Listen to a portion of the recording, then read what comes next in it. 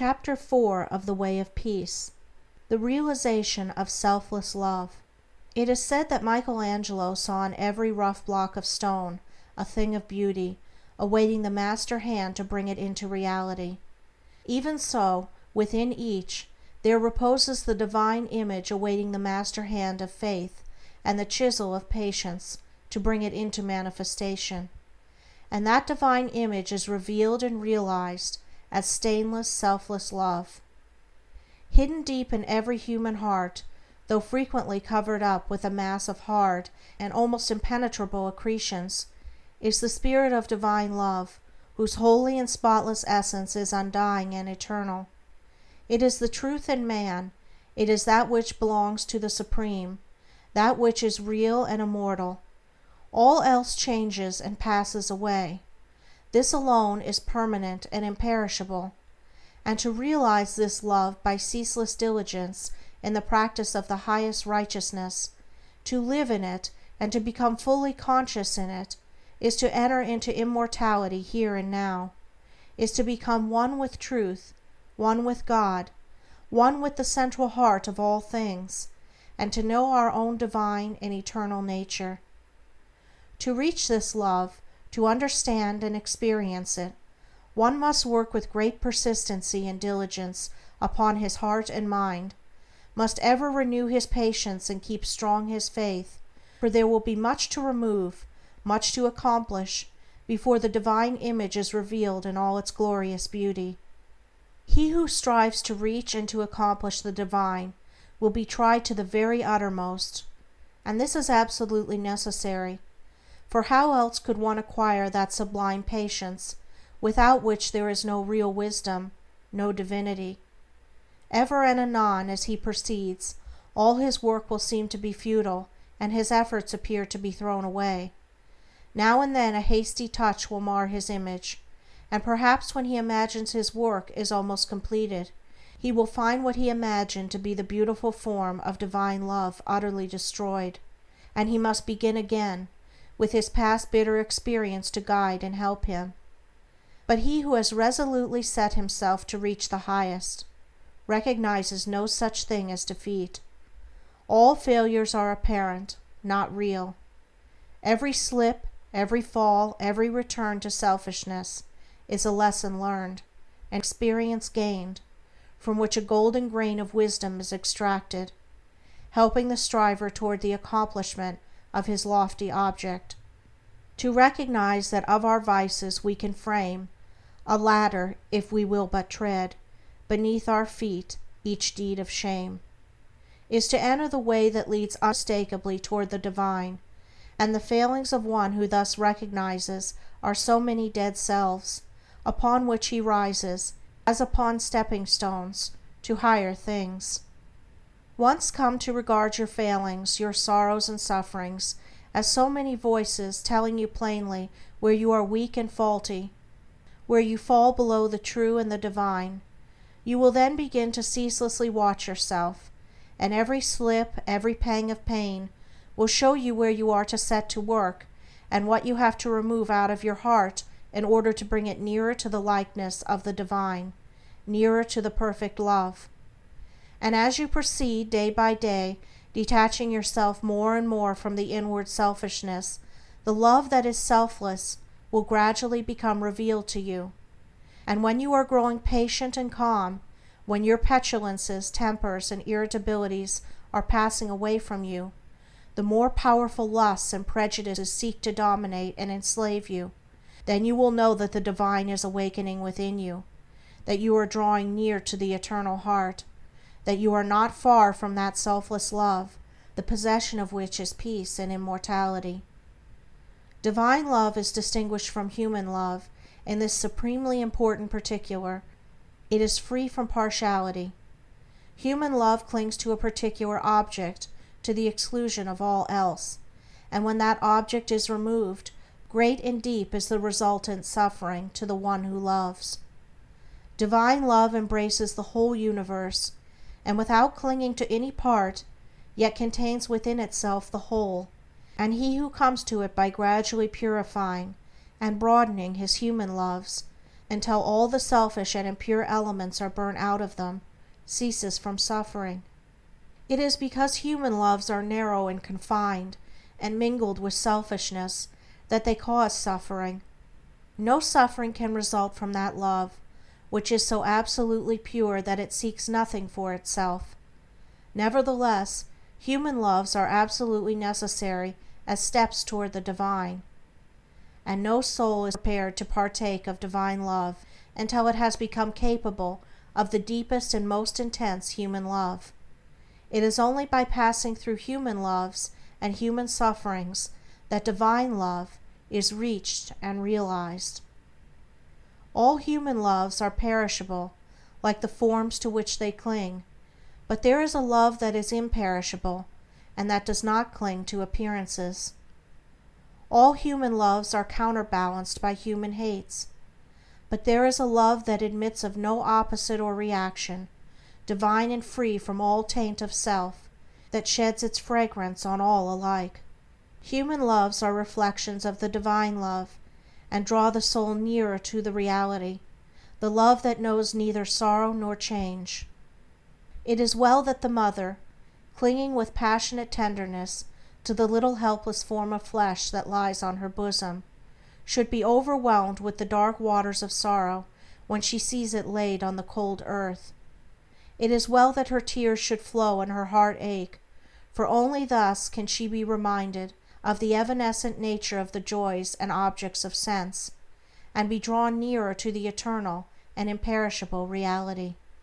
It is well that lover, brother, sister, husband, wife, should suffer deep anguish and be enveloped in gloom when the visible object of their affection is torn from them, so that they may learn to turn their affections toward the invisible source of all, where alone abiding satisfaction is to be found.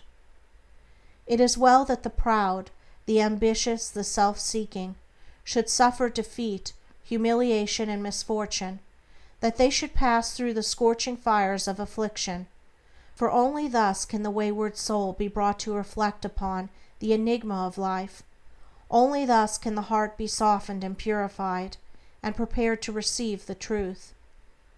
When the sting of anguish penetrates the heart of human love, when gloom and loneliness and desertion cloud the soul of friendship and trust, then it is that the heart turns toward the sheltering love of the eternal, and finds its rest in its silent peace.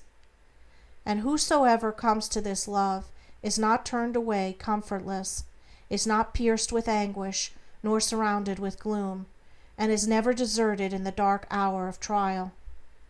The glory of divine love can only be revealed in the heart that is chastened by sorrow, and the image of the heavenly state can only be perceived and realized when the lifeless, formless accretions of ignorance and self are hewn away.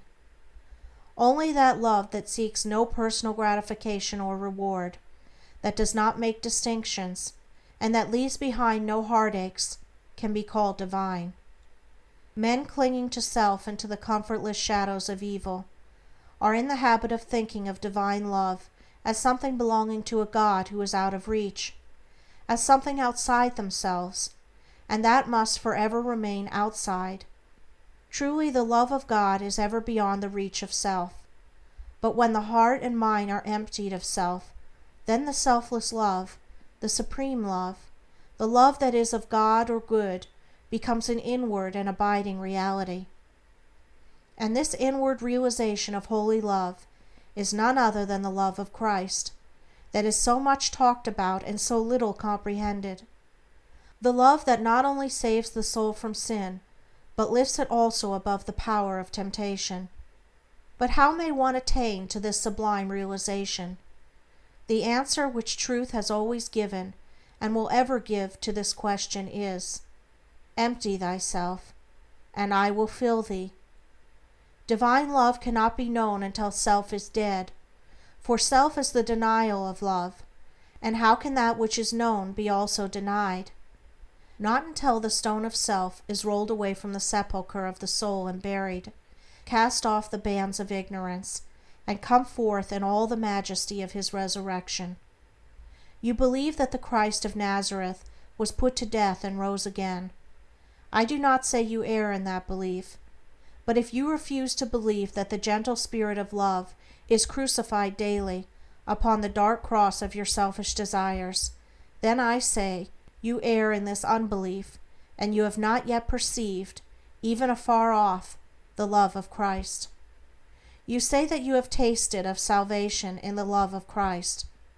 Are you saved from your temper, your irritability, your vanity, your personal dislikes, your judgment and condemnation of others? If not, from what are you saved, and wherein have you realized the transforming love of Christ? He who has realized the love that is divine has become a new man, and has ceased to be swayed and dominated by the old elements of self. He is known for his patience, his purity, his self-control, his deep charity of heart, and his unalterable sweetness. Divine or selfless love is not a mere sentiment or emotion. It is a state of knowledge which destroys the dominion of evil and the belief in evil, and lifts the soul into the joyful realization of the supreme good. To the divinely wise, knowledge and love are one and inseparable. It is toward the complete realization of this divine love that the whole world is moving. It was for this purpose that the universe came into existence, and every grasping at happiness, every reaching out of the soul toward objects, ideas, and ideals, is an effort to realize it. But the world does not realize this love at present, because it is grasping at the fleeting shadow, and ignoring in its blindness the substance. And so suffering and sorrow continue, and must continue, until the world, taught by its self-inflicted pains, discovers the love that is selfless, the wisdom that is calm and full of peace. And this love, this wisdom, this peace, this tranquil state of mind and heart may be attained to, may be realized by all who are willing and ready to yield up self, and who are prepared to humbly enter into a comprehension of all that the giving up of self involves. There is no arbitrary power in the universe, and the strongest chains of fate by which men are bound are self-forged. Men are chained to that which causes suffering because they desire to be so, because they love their chains, because they think their little dark prison of self is sweet and beautiful, and they are afraid that if they desert that prison, they will lose all that is real and worth having. Ye suffer from yourselves, none else compels, none other holds ye that ye live and die. And the indwelling of power which forged the chains and built around itself the dark and narrow prison can break away when it desires and wills to do so, and the soul does will to do so when it has discovered the worthlessness of its prison, when long suffering has prepared it for the reception of the boundless light and love. As the shadow follows the form, and as the smoke comes after fire, so effect follows cause, and suffering and bliss follow the thoughts and deeds of men. There is no effect in the world around us, but has its hidden or revealed cause, and that cause is in accordance with absolute justice. Men reap a harvest of suffering, because in the near or distant past they have sown the seeds of evil. They reap a harvest of bliss, also as a result of their own sowing of the seeds of good. Let a man meditate upon this. Let him strive to understand it, and he will then begin to sow only seeds of good, and will burn up the tares and weeds which he has formerly grown in the garden of his heart. The world does not understand the love that is selfless, because it is engrossed in the pursuit of its own pleasures, and cramped within the narrow limits of perishable interests, mistaking, in its ignorance, those pleasures and interests for real and abiding things. Caught in the flames of fleshy lusts, and burning with anguish, it sees not the pure and peaceful beauty of truth. Feeding upon the swinish husks of error and self-delusion, it is shut out from the mansion of all-seeing love. Not having this love, not understanding it, men institute innumerable reforms which involve no inward sacrifice, and each imagines that his reform is going to right the world forever, while he himself continues to propagate evil by engaging it in his own heart. That only can be called reform, which tends to reform the human heart, for all evil has its rise there, and not until the world, ceasing from selfishness and party strife, has learned the lesson of divine love, will it realize the golden age of universal blessedness. Let the rich cease to despise the poor, and the poor to condemn the rich. Let the greedy learn how to give, and the lustful how to grow pure. Let the partisan cease from strife, and the uncharitable begin to forgive. Let the envious endeavor to rejoice with others, and the slanderers grow ashamed of their conduct. Let men and women take their course, and lo, the golden age is at hand. He therefore who purifies his heart is the world's greatest benefactor. Yet though the world is, and will be for many ages to come, shut out from that age of gold, which is the realization of selfless love, you, if you are willing, may enter it now, by rising above your selfish self, if you will pass from prejudice, hatred, and condemnation to gentle and forgiving love. Where hatred, dislike, and condemnation are, selfless love does not abide. It resides only in the heart that has ceased from all condemnation. You say, "How can I love the drunkard, the hypocrite, the sneak, the murderer? I am compelled to dislike and condemn such men."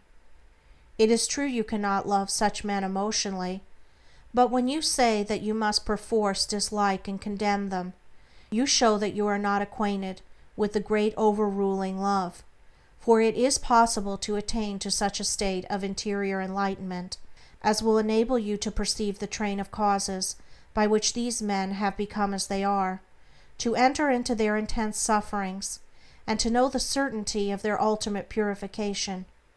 Possessed of such knowledge, it will be utterly impossible for you any longer to dislike or condemn them, and you will always think of them with perfect calmness and deep compassion.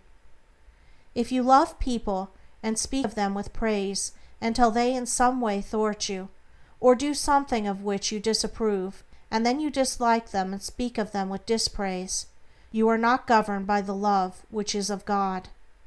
If in your heart you are continually arranging and condemning others, selfless love is hidden from you. He who knows that love is at the heart of all things, and has realized the all-sufficing power of that love, has no room in his heart for condemnation. Men not knowing this love constitute themselves judge and executioner of their fellows, forgetting that there is the eternal judge and executioner, and in so far as men deviate from them in their own views, their particular reforms and methods, they brand themselves as fanatical, unbalanced, lacking judgment, sincerity, and honesty. In so far as others approximate to their own standard, do they look upon them as being everything that is admirable. Such are the men who are centered in self. But he whose heart is centered in the supreme love does not so brand and classify men, does not seek to convert men to his own views, not to convince them of the superiority of his methods. Knowing the law of love, he lives it, and maintains the same calm attitude of mind and sweetness of heart toward all. The debased and virtuous, the foolish and the wise, the learned and the unlearned, the selfish and the unselfish, receive alike the benediction of his tranquil thought. You can only attain to supreme knowledge, this divine love, by unremitting endeavor and self-discipline, and by gaining victory after victory over yourself. Only the pure in heart see God, and when your heart is sufficiently purified, you will enter into the new birth, and the love that does not die, nor change, nor end in pain and sorrow, will be awakened within you, and you will be at peace. He who strives for the attainment of divine love is ever seeking to overcome the spirit of condemnation, for where there is pure spiritual knowledge, condemnation cannot exist, and only in the heart that has become incapable of condemnation is love perfected and fully realized. The Christian condemns the atheist satirizes the Christian. The Catholic and Protestant are ceaselessly engaged in wordy warfare, and the spirit of strife and hatred rules where peace and love should be. He that hateth his brother is a murderer, a crucifier of the divine spirit of love. And until you can regard men of all religions and of no religion with the same impartial spirit, with all freedom from dislike, and with perfect equanimity, you have yet to strive for that love which bestows upon its possessor freedom and salvation.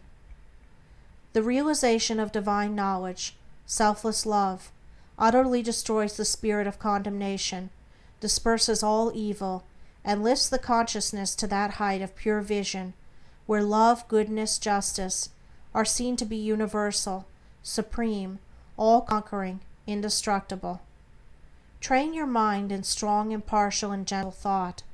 Train your heart in purity and compassion. Train your tongue to silence and to true and stainless speech. So shall you enter the way of holiness and peace, and shall ultimately realize the immortal love. So living, without seeking to convert, you will convince without arguing, you will teach, not cherishing ambition. The wise will find you out, and without striving to gain men's opinions, you will subdue their hearts. For love is all-conquering, all-powerful. The thoughts and deeds and words of love can never perish.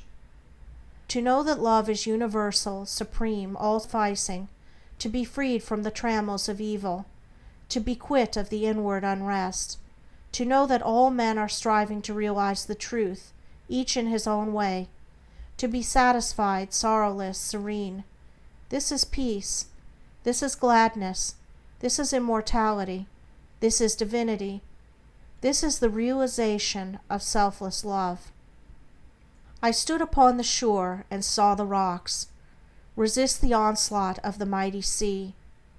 And when I thought how all the countless shocks they had withstood through an eternity, and I said to wear away from this solid main the ceaseless efforts of the waves are vain.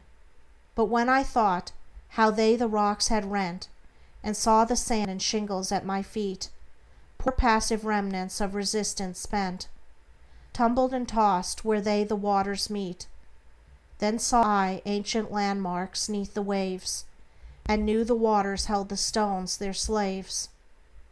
I saw the mighty work the waters wrought, by patient softness and unceasing flow, how they the proudest promontory brought unto their feet, and massy hills laid low, how the soft drops the adamantine wall conquered at last, and brought it to its fall.